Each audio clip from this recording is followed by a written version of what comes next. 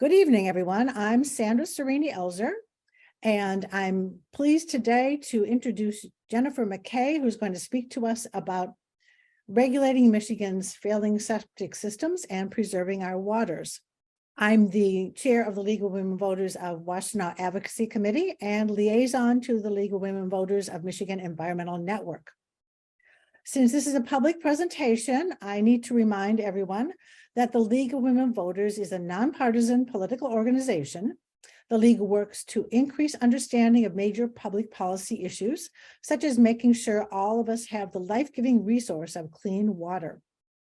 The League also works to influence public policy through education and advocacy, and supports measures that will protect our water quality, reduce water pollution, and protect our lakes, streams, wetlands, and watersheds.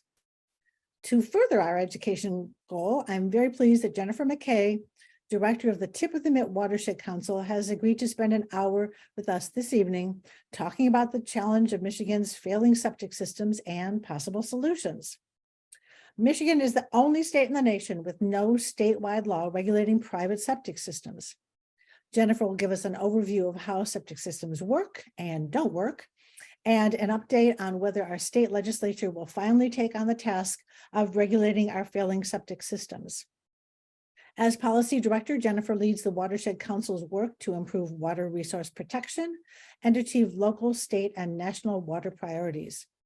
Governor Whitmer has appointed Jennifer to the Great Lakes Commission and the Michigan Underground Storage Tank Authority. Jennifer serves on many boards and committees dedicated to preserving and protecting the Great Lakes and the state's waters. She's currently the chair of the Michigan Environmental Council's Board of Directors. Jennifer graduated from Michigan State University and has degrees in environmental studies and political science. So with that, I'm going to turn the program over to Jennifer McKay. Well, good evening.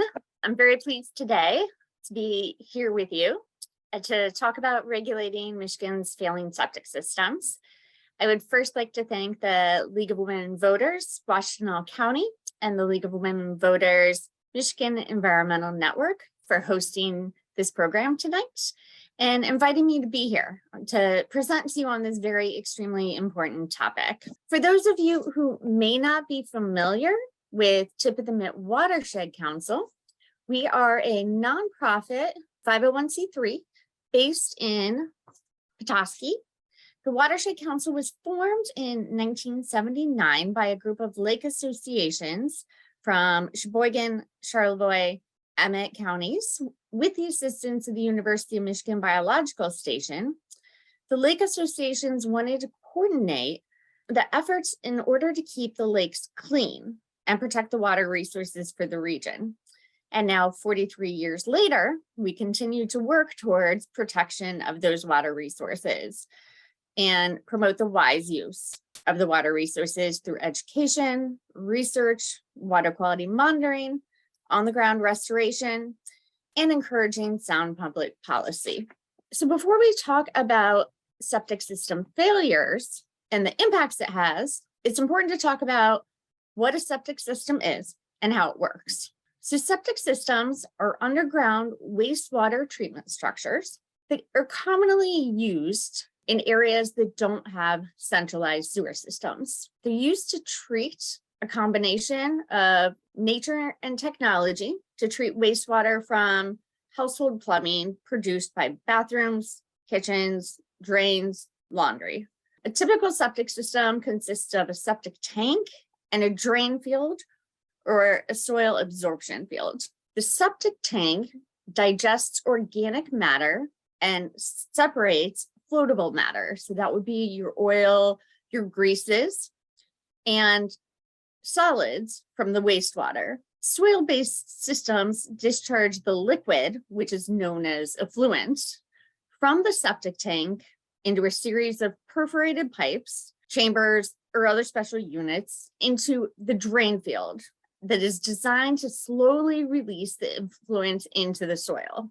The solids, which is also known as sludge, are what is pumped out by the system by septic haulers.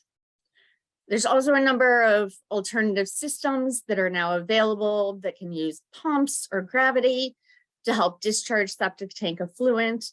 There are some alternative systems that are designed to evaporate wastewater or disinfect it before it's discharged to the soil. In the end, the ultimate goal of all of these systems is to remove or neutralize pollutants like disease-causing pathogens, nitrogen, phosphorus, other contaminants from the effluent before it's absorbed into the soil and ultimately into the groundwater. So what does a septic system failure look like? What constitutes a failure of a septic system? And there are different definitions that are used, but the sanitary code highlights a number of key instances in which a septic system would be deemed to be in failure.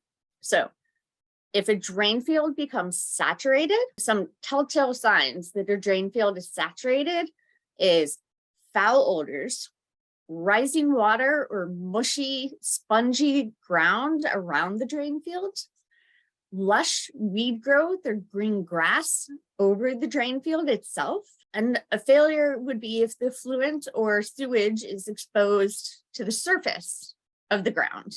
Also, if the effluent or sewage is backing up into the home, that means there's slow absorption of the septic tank effluent.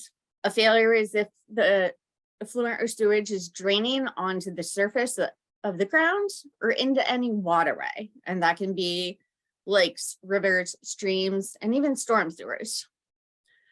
Basically, they're all situations where untreated sewage is released and transported where it shouldn't be going to. A system is also deemed to be a failure when it represents a danger to public health. So when it's endangering water supply, whether that's private or public, and when just in general, a public health nuisance is created. So what's our current situation in Michigan? We have 35% of residents that rely on septic systems, which means there's 1.3 and to 1.4 on-site septic systems throughout the state. And each of them generates on average 300 to 400 gallons of sewage daily. So that means on-site systems in Michigan must treat and dispose of more than 455 million gallons of wastewater per day. As was mentioned, Michigan is the only state in the nation without uniform standards for how on-site wastewater or on-site septic systems are designed, built, installed, and maintained. Public health officials in Michigan believe reported septic system failures represent only a fraction of the total number of failures statewide, and many go unreported or undetected for years. Michigan State University studies suggest that at least a third of the septic systems in Michigan are not working properly. Well, some people associate septic systems with just rural areas. The fact is, we have septic tanks throughout our entire state, and many of those are located near water bodies, rivers, streams, lakes, wetlands. A 2015 study, again conducted by Michigan State University, used microbial source tracking tools, which are markers for E. coli and the human fecal bacteria B theta, to show that pollution arising from septic system discharges is more likely severe than previously realized. So the results from that study suggest fecal human contamination is affecting 100% of the 64 studied rivers that drain 84% of Michigan's lower peninsula.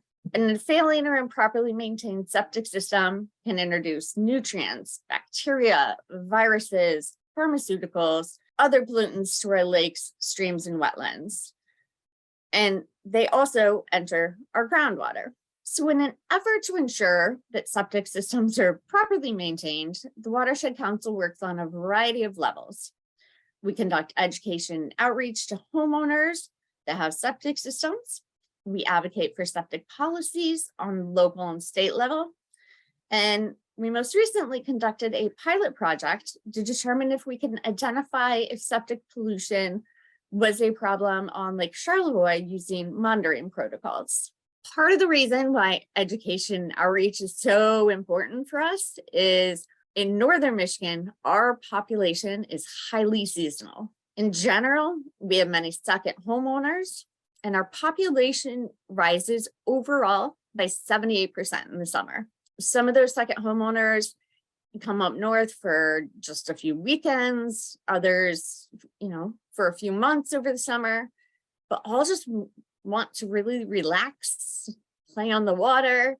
None of them are really thinking about their septic tanks. And the seasonal changes within our service area, I have to say, are quite astounding. So we have a 4-county service area that includes Antrim, Emmett, Charlevoix, and Sheboygan counties. In Emmett County, the seasonal change experienced is 105%. It's a 105% increase. In Antrim County, it's 92%. In Charlevoix County, it's 72%.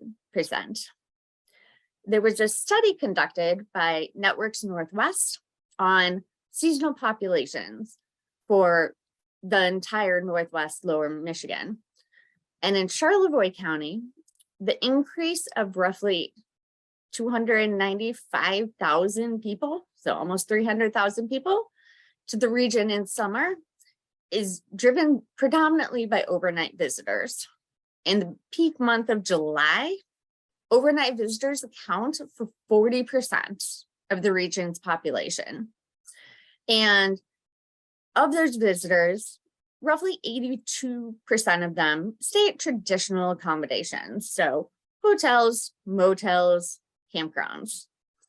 But the remaining stay in short-term rentals.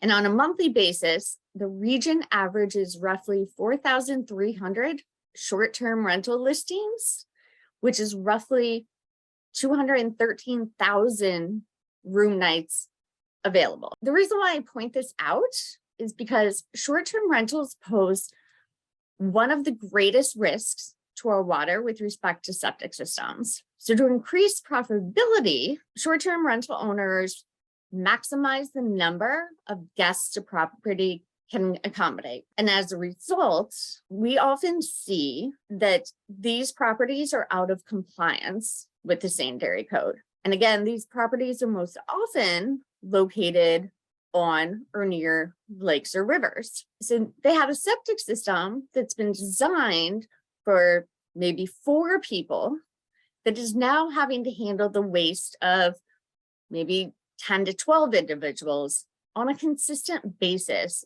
throughout the busy season.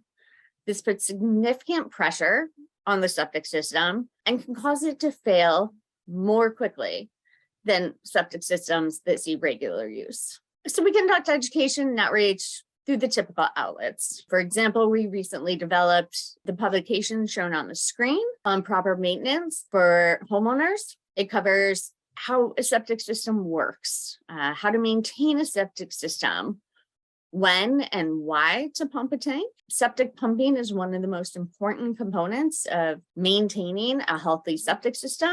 Routinely pumping your tank can prevent your septic system from premature failure. It's the preventative maintenance helps you avoid all kinds of problems, including backups, leaking pipes, slow draining, and those foul odors. And some of those benefits are saving money and avoiding, obviously, the unnecessary repairs and, the unfortunate warning signs of a malfunctioning system. Not only are they gross and a hassle to clean up, but they can cause even further damage to the septic system and your home.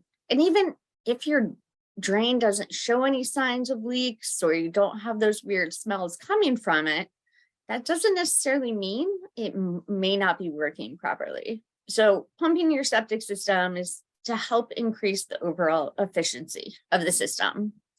Michigan State University Extension has recommended a pumping every 3 to 5 years in general, although it can depend upon the tank size and the number of people living in the household.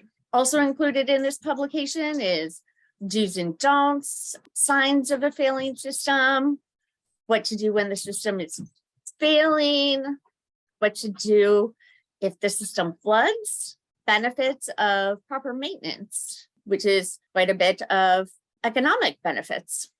If anyone is interested in obtaining copies of this publication, please reach out to me after the presentation. My email address will be on the last slide, and I'd be glad to send anyone copies. We also conduct presentations such as the one like today. We provide information via our newsletter articles and media. We have a web page, and again, monitoring for potential problems. In addition to education, we also work with local governments to adopt septic ordinances. So we have a septic subcommittee developed under the Elk River Chain of Lakes Watershed Plan Implementation Team. That Watershed Plan Implementation Team is a partnership between stakeholders, including county and township governments, local watershed organizations, lake associations, and other various friends group and nonprofits. So as you can see, the subcommittee is comprised of a number of key partners, from lake associations to local government, to the health department and environmental nonprofits. We first began our local septic work with what was called the Septic Question. It was a partnership between the Health Department of Northwest Michigan and the Watershed Council. The goal of the Septic Question was to closely examine septic policies, identify any problems, and examine potential ways to solve them. So a final report was developed for decision makers, which includes specific policy options for the local units of government to consider. And a report was developed for each county within our service area. Policy options to consider, there were originally 4 of them. In the Septic Question, we added more. Short-term rentals were not a big consideration at the time, nor really were sewer systems. But since then, they have become bigger options of interest. So the first one, maintain status quo, it really means do nothing. This option would require no changes in current oversight or policy processes, can do education and outreach to local citizens, very little cost. They can use information, from the Watershed Council or other entities. Some improvement might occur under this scenario after systems fail, or as older homes are replaced with newer year-round homes. However, the pace would be unacceptable, as we know, as we're currently in that situation. Older systems would go uninspected, unmaintained, and ultimately fail, resulting in problems for our water resources and public health. Another option is a mandatory pumping ordinance. This is designed to prevent septic system failures by making sure that everyone pumps tanks out within a specific time frame and shows proof of doing it. Some ordinances require an inspection in addition to pumping. Others simply require proof of the pumping. Reliable software programs exist to help jurisdictions organize and keep track of the process. However, there are disadvantages. Obviously, there could be a significant increased cost to homeowners if they haven't maintained their system. And this option can be deemed arbitrary if it's not scheduled accordingly. Again, while there's a general recommendation of 3 to 5 years, ultimately pumping should be done based upon use of the septic tank, how many people are in the house, and size of the tank.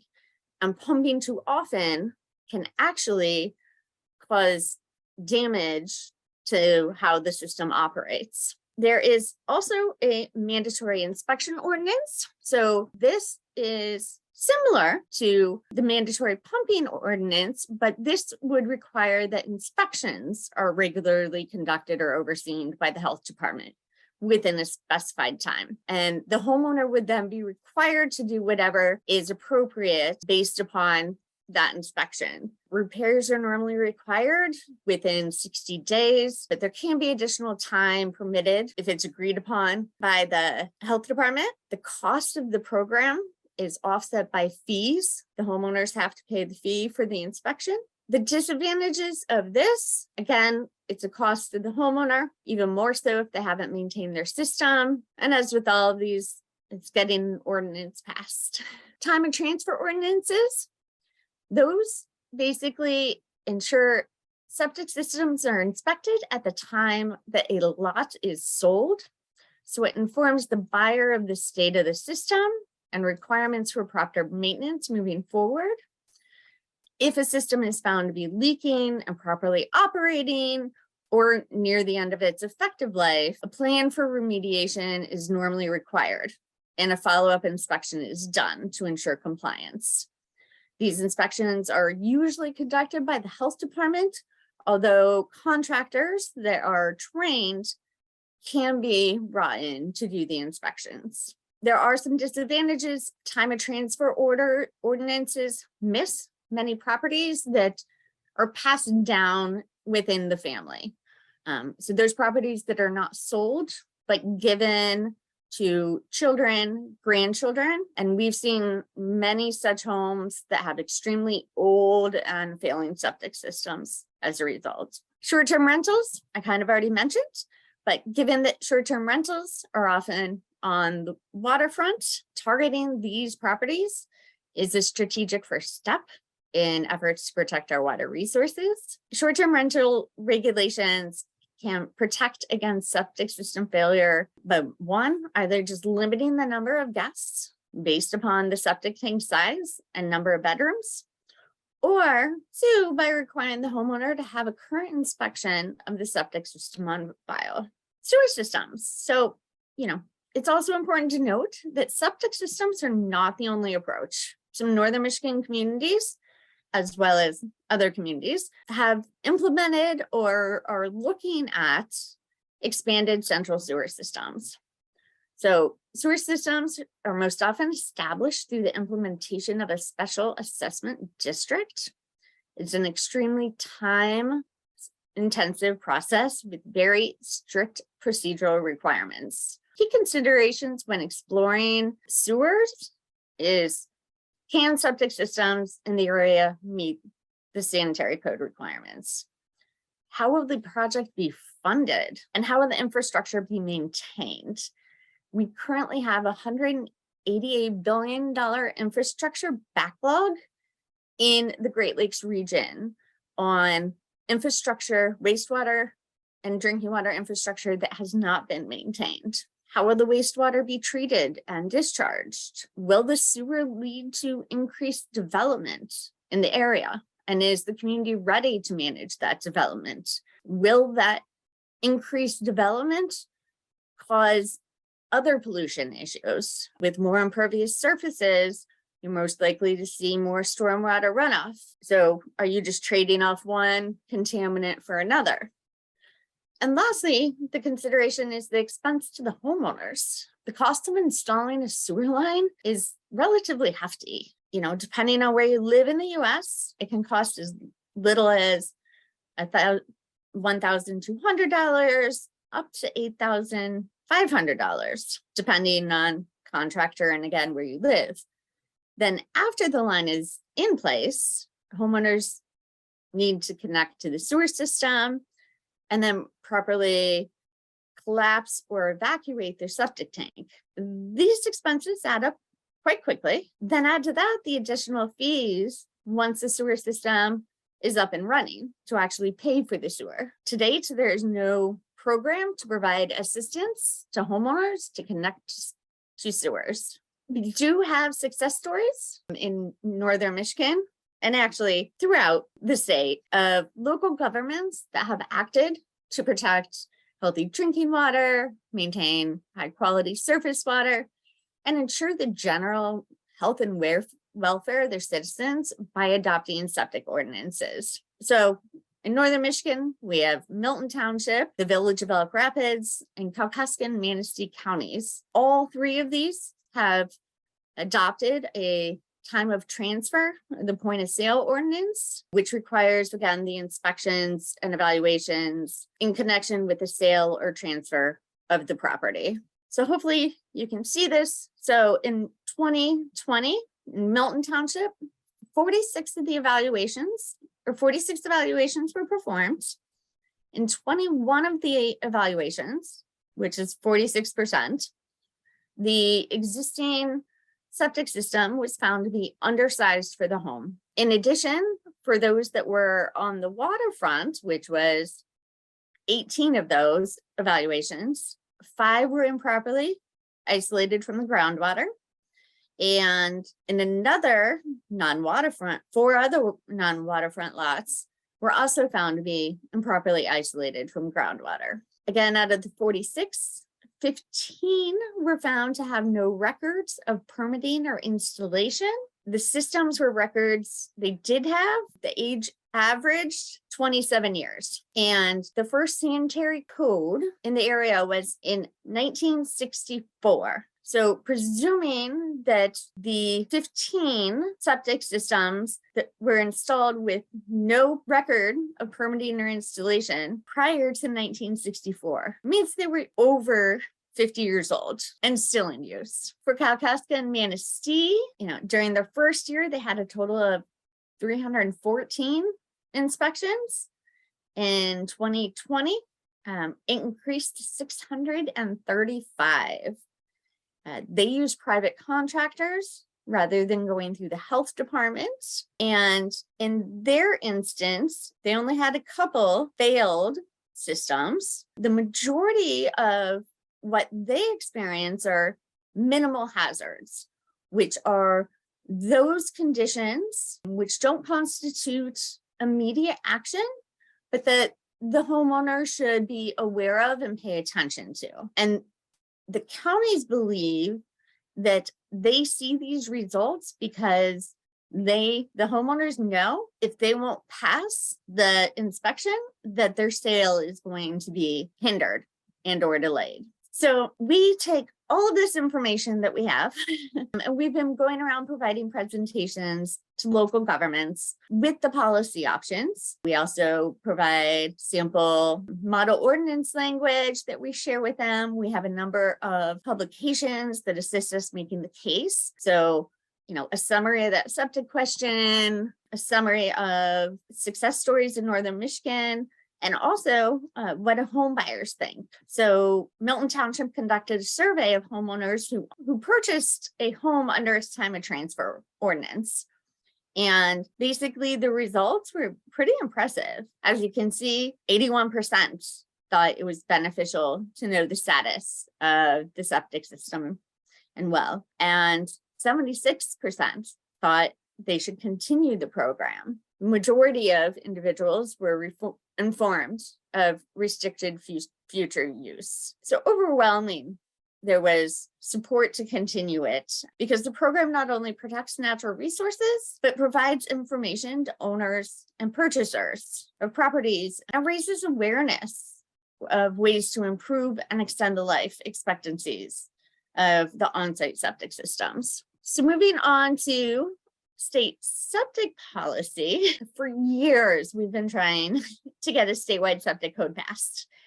We failed for many reasons. There were different opponents depending on the final bill provisions, but we think this might be our year. Our concerns in the past, and they remain our concerns, no preemption for local governments. So they should be able to provide additional protection, more protection than the state government, should they wish to. There has to be adequate funding available for implementation of the program, regardless of who administers it. Similarly, there must be funding available for low-income homeowners to address failures of septic systems. And of course, definitions are key. As I started out, what's the definition of a failure? That's a big one. Right now, Michigan homeowners are required to cover septic repairs.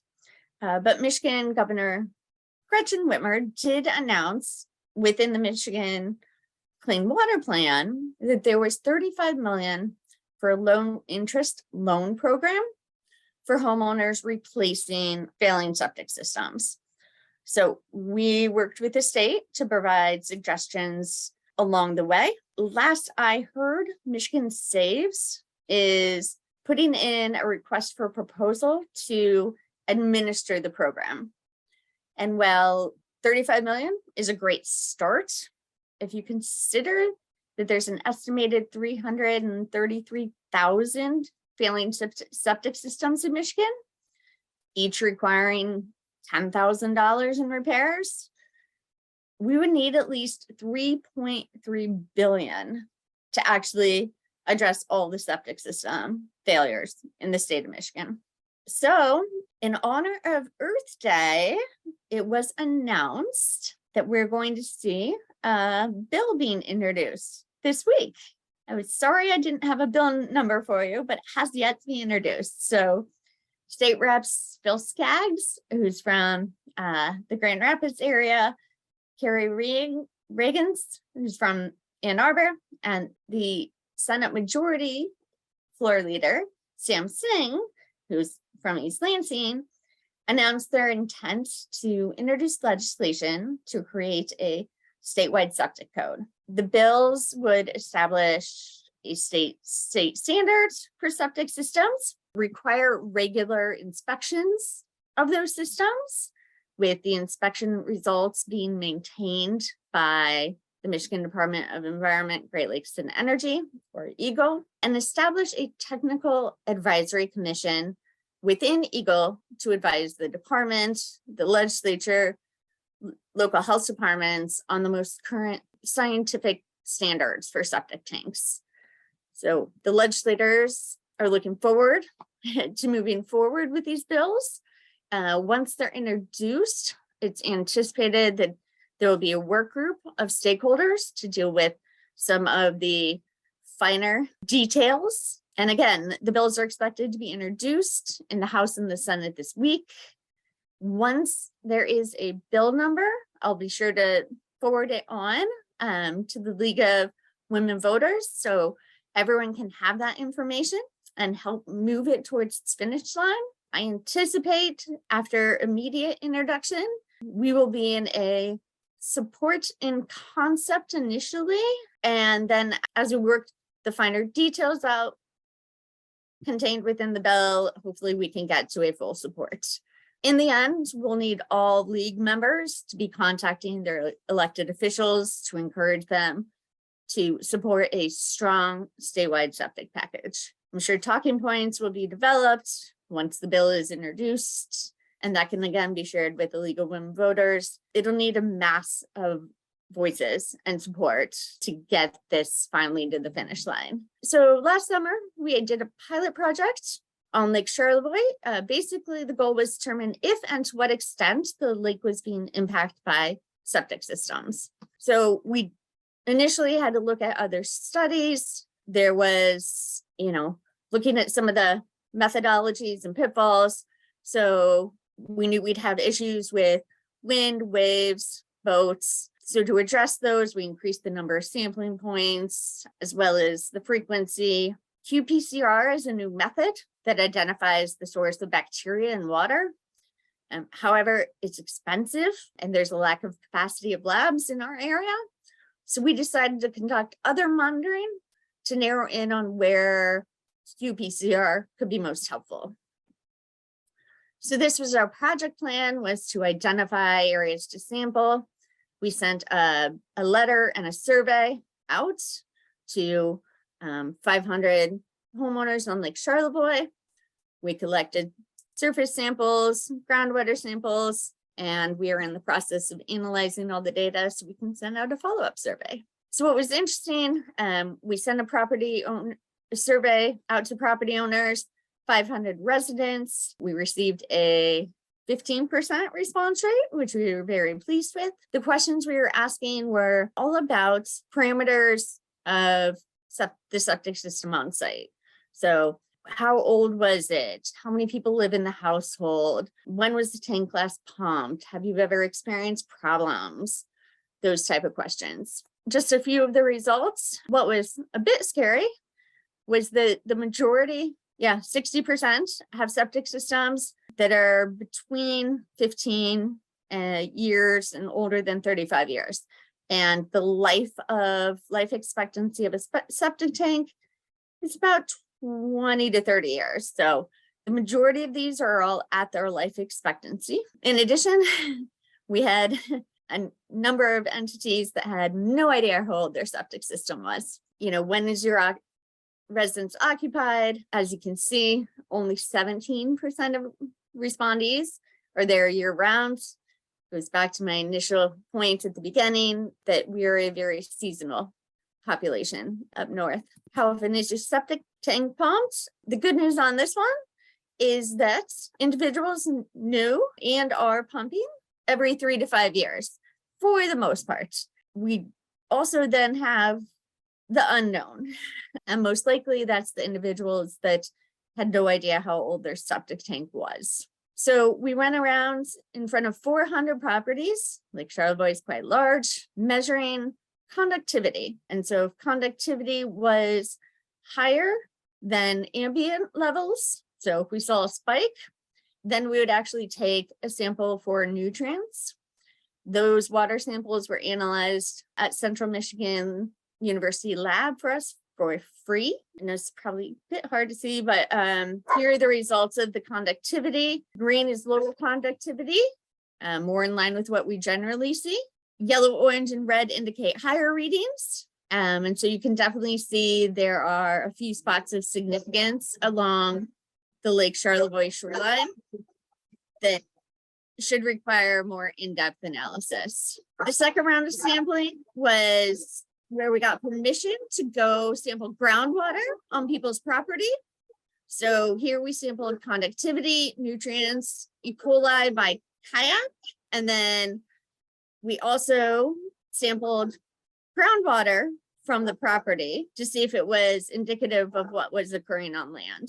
Also used a soil meter to hover over the grounds to determine if there were hot spots on the property by detecting conductivity in the soil. So this method has been used before on septic monitoring, but not on the shoreline. So some of the lessons that we learned, we did glean information from the survey, although it would have proved more useful if we would have had a better response rate. So we may try and garner more data and use it as the basis for education and outreach. In the end, we did not do any qPCR testing. The nearest lab that can process the samples is our local health department. They can only do 10 samples a week, and each sample costs $200. So as more new labs develop and the technology improves, hopefully the price will decrease and it'll be more cost effective. Likewise, E. coli has a very short holding time. So it has to go to the lab within 3 hours. And for us in Northern Michigan, the nearest lab is in Gaylord, which limits our abilities. So it's probably easier to do this kind of testing in areas downstate. We were lucky enough to get the nutrients analysis done for free because that would generally be a significant added cost. So residents agreed to the process because it was free of charge, thanks to the Lake Charlevoix Association. We get many phone calls for septic monitoring from lake associations and individual property owners. But at this point in time, we're not exactly sure what the service would cost because, we got a lot of stuff for free. We rented stuff. And so the next steps would be finish analyzing the data, complete the report. We intend to follow up with homeowners with specific recommendations, whether that's to pump their tank, consider getting an inspection, or depending on the results, consider repairs or even a new system. And then we'll assess our protocol and see if there are needed improvements for the next round of monitoring. And I would be remiss if I did not thank the funders that allowed all of the septic work we've done to occur, including our local policy and advocacy and the pilot project. So like Charlevoix Association, Petoskey Harbor Springs Area Community Foundation, Charlevoix County Community Foundation, the Health Department of Northwest Michigan, Health Department, District Health Department number 10, and the Dole Family Foundation. And here is my contact information, and I will leave that up just for 1 minute in case anyone wants to grab it. And we can send that along with the recording too. Perfect. Right. And I will stop sharing. Oh, well, thank you so much, Jennifer. That was wonderful. Really appreciate it. I don't have a lot of questions in the chat. There's a couple of them that I can shout out to you now. I know that you did address a lot of the questions that were given to us ahead of time.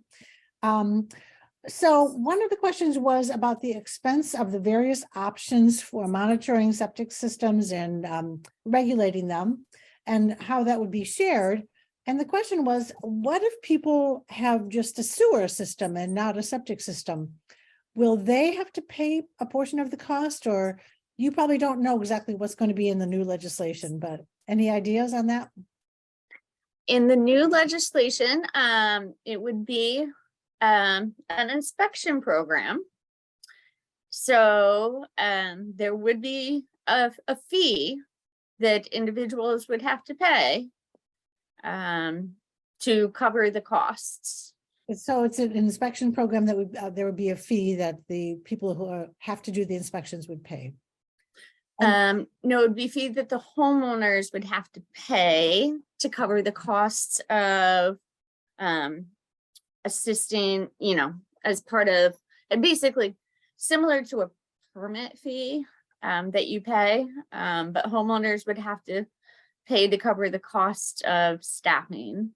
I don't know how much that fee would be, but just like other local programs where they time and transfer inspections that occur, the homeowner is responsible for paying for the inspection to occur. Okay, great, thank you, thank you. And so that leads to the next question, which is actually mine. So some counties, like I know Washtenaw County has a time of transfer ordinance in place already. And is there any idea, do you have any idea if the new legislation will coordinate with the local jurisdictions that already have ordinances? So that is one of the our key concerns, is how will it impact the local units of government that already have programs. We want to make sure that the local units of government are able to go above and beyond the state as far as protection of water resources. That being said, you know, as with most of local and state programs, they're not going to be able to conflict. So if the state program is, you know, an inspection every so many years, then a local unit of government won't be able to have a time of transfer ordinance that doesn't cover certain households. Interesting. Well, this will be interesting legislation to watch.